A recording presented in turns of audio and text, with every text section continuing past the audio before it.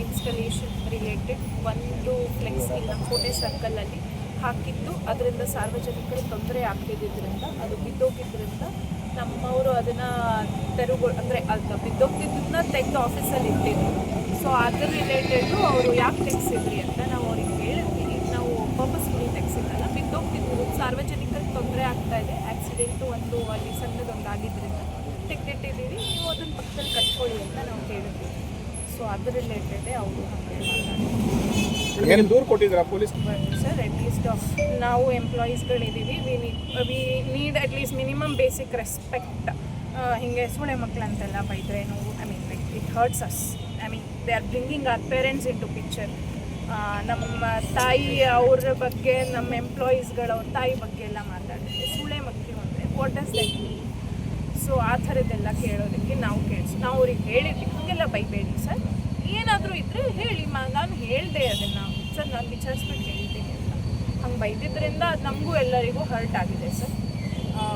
ನಾವು ಅದನ್ನೆಲ್ಲ ಕೇಳಿಸ್ಕೊಳ್ಳೋಕ್ಕೆ ಹಿಂಸೆ ಆಗುತ್ತೆ. ಸರಿ ಮೇಡಮ್, ಈಗ ನಿಮಗೆ ಕಾನೂನಲ್ಲಿ ದೂರು ಕೊಡ್ತೀರಾ ಅಥವಾ ಮೇಲಧಿಕಾರಿ ಹೇಳಿದ್ರೆ ಸುಮ್ಮನೆ ಹಾಕ್ತೀರಾ ಅಂತಕ್ಕಂಥದ್ದು ಇದು ಪ್ರಶ್ನೆ ಉದ್ಭವ ಆಗುತ್ತೆ. ಮೇಡಮ್ ಕೊಡ್ತಿದ್ರು, ನಾವಂತೂ ದೂರು ಕೊಡ್ತೀವಿ. ಸೂಳೆ ಮಕ್ಕಳು ಅಂತ ಬೈದಿದ್ದಾರೆ. ನಾವು ಸಾರ್ವಜನಿಕವಾಗಿ ಪೂರ್ತಿ ಸ್ವಚ್ಛತೆ ಆಗಿರಲಿ, ನೀರಾಗಿರಲಿ ಎಲ್ಲ ಸ್ಥಗಿತಗೊಳಿಸಿ ಕಚೇರಿ ಮುಂದೆ ಧರಣಿ ಕುತ್ಕೊಂಡಿದ್ದೀವಿ.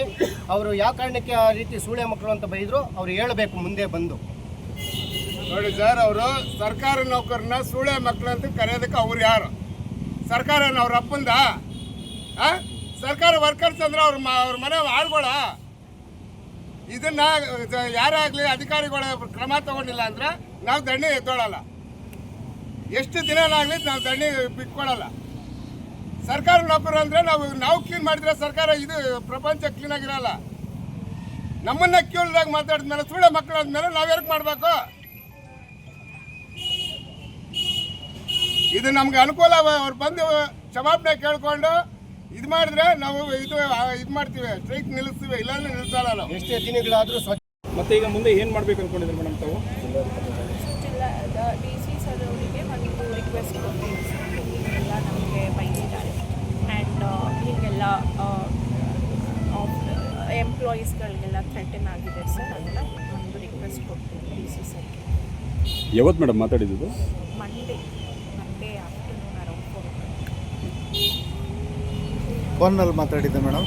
ಫೋನಲ್ಲಿ ಮಾತಾಡಿದ್ವಿ ಸರ್. ನಾವು ನಮ್ಮ ಮೀಟಿಂಗ್ ತೊಗೋತಾ ಇದ್ವಿ, ಆಫೀಸ್ ಮೀಟಿಂಗ್ ನಡೀತಾ ಇತ್ತು ನನ್ನ ಚೇಂಬರಲ್ಲೇ. ಅದು ಮೀಟಿಂಗ್ ಆಗಿದ್ದರಿಂದ ನಾನು ಸಾರ್ವಜನಿಕರಿಗೆ ಏನೋ ಕಾಲ್ ಬಂದಿದೆ ಅಂತ ಅಂದ್ಬಿಟ್ಟು ನಾನು ನಮ್ಮ ಸ್ಟಾಫ್ಗೆ ಅದನ್ನು ಆನ್ ಮಾಡಿ ಅಂತ ಅಂದ್ಬಿಟ್ಟು ಅದು ಲೌಡ್ ಸ್ಪೀಕರಲ್ಲಿತ್ತು. ಸೊ ಮೇಡಮ್, ಇದು ಬ್ಯಾನರ್ ವಿಚಾರಕ್ಕೆ ಮಾತ್ರ ಅಥವಾ ಅವ್ರು ಹೇಳಿದ ಕೆಲಸ ಬೇರೆ ಏನಾದರೂ ಮಾಡಲಿಲ್ಲ ಅಂತ ಒಂದು ಪರ್ಸನಲ್ ಗ್ರಿಜಲ್ ಇದೆಯಾ ತಮ್ಮ ಮೇಲೆ? ಅದು ನನಗೆ ಗೊತ್ತಿಲ್ಲ ಸರ್, ಬಟ್ ಅದು ಇನ್ಸಿಡೆಂಟ್ ಆಗಿದ್ದು ಹಾಗೆಲ್ಲ ಏನಿಲ್ಲ. ಅವ್ರು ನಮ್ಮ ಹತ್ರ ಚೆನ್ನಾಗೇ ಇದ್ದರು, ಈಗಲೂ ಚೆನ್ನಾಗೇ ಇದ್ದರು, ಬಟ್ ಈ ಬ್ಯಾನರ್ ರಿಲೇಟೆಡೇ ಹಾಗೆ ಆಗಿದೆ. ಈ ಹಿಂದೆನೂ ಕೂಡ ಒಂದು CM ಸರ್ ಫಂಕ್ಷನ್ ರಿಲೇಟೆಡಲ್ಲೂ ಸ್ವಲ್ಪ ಅದು ಕ್ಲಾಶಸ್ ಆಗಿತ್ತು.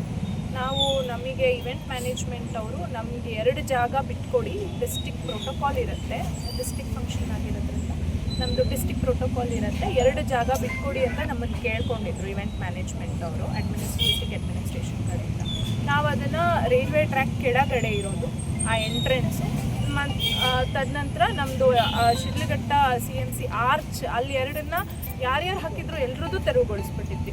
ಇವ್ರದ್ದು ಅಂತಲ್ಲ, ಆಲ್ರೆಡಿ ಅಲ್ಲಿ ಹಾಕಿದ್ರು, ನಾವು ಎಲ್ರದ್ದು ತೆರವುಗೊಳಿಸಿದ್ವಿ. ಯಾರ್ಯಾರು ಹಾಕಿದ್ರು ಎಲ್ಲರದ್ದು ತೆಗೆದ್ಬಿಟ್ಟು ಇದು 2 ಪ್ಲೇಸ್ ನಮಗೆ ಬೇಕು ಫಾರ್ ದ ಪ್ರೋಟೋಕಾಲ್, ಅವರು ಇವೆಂಟ್ ಮ್ಯಾನೇಜ್ಮೆಂಟ್ ಅವ್ರು ಹಾಕ್ತಾರಂತೆ. ಸೊ ಅಂತ ಅಂದ್ಬಿಟ್ಟು ನಾವು ಅದೆಲ್ಲ ಕಡೆ ತೆರವುಗೊಳಿಸಿದ್ವಿ. ಆಗ ಸರು ಕೂಡ ಇದ್ದರು, ಸ್ವಲ್ಪ ಕ್ಲಾಶಸ್ ಆಗಿತ್ತು. ಅದ್ರ ಬಿಟ್ಟರೆ ನೆಕ್ಸ್ಟು ಇದೇ ಇನ್ಸಿಡೆಂಟು. ಈಗ ನಿಮಗೆ ಫೈನಲಿ ಏನಾಗಬೇಕು ಮೇಡಮ್?